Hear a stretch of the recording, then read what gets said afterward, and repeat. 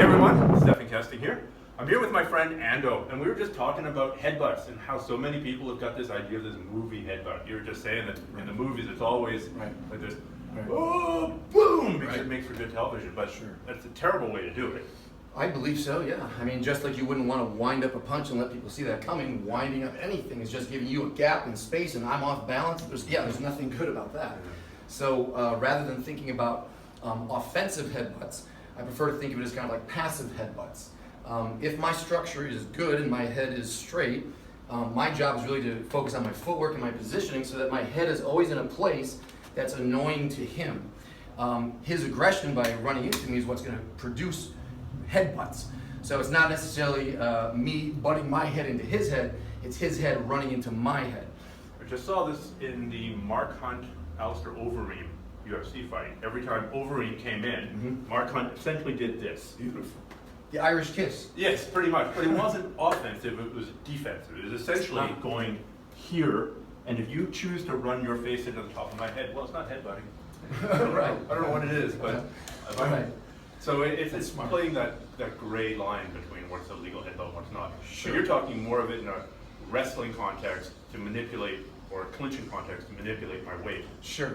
And any good wrestling being, it seems to me that wrestling is used to open up opportunities for striking, if you want to, and striking then opens up opportunities for grabbing people and throwing them around. So they work together. That's the beauty of MMA and a full martial art. So in the sense of my posturing, whatever that is, I mean, wrestlers, if I'm going to come in and try to take that cheek line, maybe we should go this way. If I'm trying to take that line, I'm not headbutting him, but the pressure that he's putting on me, as long as my structure is better than his, that's I'm not pushing you around at this point. Right, I'm okay. You're bothering me. Right, and if I do kind of pump a little bit here, then that's going to put the pressure on his jaw, around his neck. Better for me, not good for him.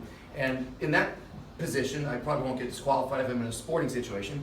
In self-defense, who cares? But it's also, I mean, sometimes you might find yourself in positions where your head is directly here.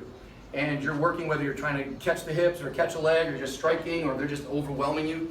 And that's where the importance of stances and just your bearing are so important. I don't want to come leaning in here and give you my head, aside from the risk of giving you my head. I would like to keep this in a position where I can keep my head right under that chin so that maybe you can't be in this nice balanced position where your weight's in the middle or you're aggressively coming forward and putting weight on me.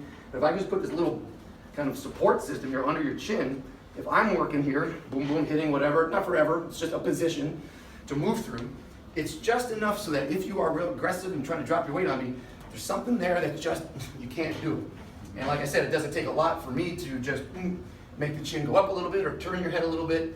To me, that's the smarter way to use your head, standing or on the ground. I presume you use this on the ground as well. And I certainly use it standing as well, something that Eric Paulson talked about, which is putting your head here.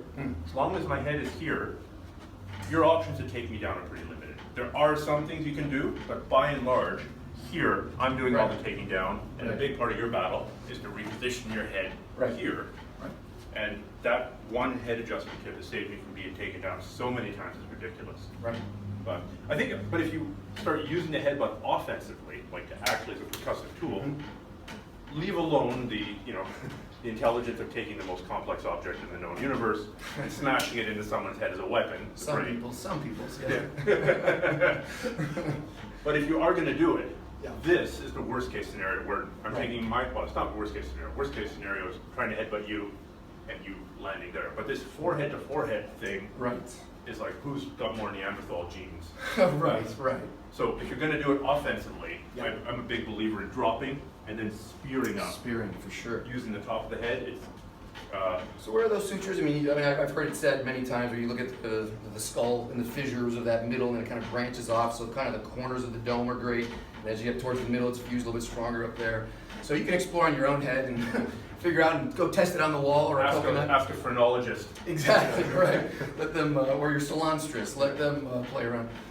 But definitely, if you're gonna end up using it ballistically and swinging your head around, then I still think it's gonna be a great idea to try to put that on points on your head that are strong and use them against points that are weak, just like you would with your knuckles. And we're generally talking about this kind of area. That's a fine area, yeah. I mean, anytime you can dislocate that jaw or go after that hinge, that's delightful. The temple is always great. I mean, we can go on and lots of sensitive areas. And again, when you're grappling or you're just taking down, how do you use your head if you're coming like a blast double, or some people come. A blast double is essentially a headbutt Right. with your forehead to the guy's solar plexus. Right. Yeah. Right. There. Super effective. Sure. A little dangerous, perhaps. A little dangerous. Most people. And it's good to have, this no neck, super strong traps, and this kind of posture. You look cool. You look Yeah, cool. this is how I normally walk down the street. I don't know if a long neck is the ideal body type for. Hey, watch out. well, For women, maybe it is. And swans and me. Yeah. Botticelli paintings. That's right. But that kind of just opens up the whole thing about headbutting. Most people, again, typically just think, oh, I'm going to headbutt him to the head and the face. But that's just a very limited way of thinking. Like you just showed, the head can take the balance and blast somebody right down the middle. Certainly when you're trying to sometimes secure like an Americana or something on the ground, that forehead comes in, you're basically butting the wrist down. You're using your head all the time to butt and move somebody around. So I just like to think of the bigger project of how the head is used just like a fist or a hand. Yep. And that's why neck conditioning, obviously, and all that stuff is good, or yoga, whatever you have to do to keep this loose and flexible and strong, because it's not just about the bat. That's, like you said, probably the most Neanderthal way to use it, hard against hard, and I hope I hit something effective. I'm looking for weak points, just like with my knuckles, right? It's the same thing. I mean, those are bones, but I don't want you to be blindly thrown at your dome. That doesn't make sense. I'll break my hand. So you're always trying to pinpoint areas as much as you can under pressure. I think this is actually a lot easier to land than the fist. There's a smaller area, there's a larger area, and it comes in so handy because especially if the bad guy's coming to you, if he gets past my hands, my head's still here. There's always ways to position this head somehow, and this would be like the merger of wrestling and striking, right? Because the wrestler already knows a good place to put that head so that it's strong and safe and giving you good structure, and now by adding just a little bit of a bump or a little bit of pulling and pushing, that becomes a really all-over great technique. You can use it standing, chair, on the ground. So, what do you think? I think we're in agreement for once. Hey! Hey, let's turn this sound. Woo! Let's get some coffee. Beautiful.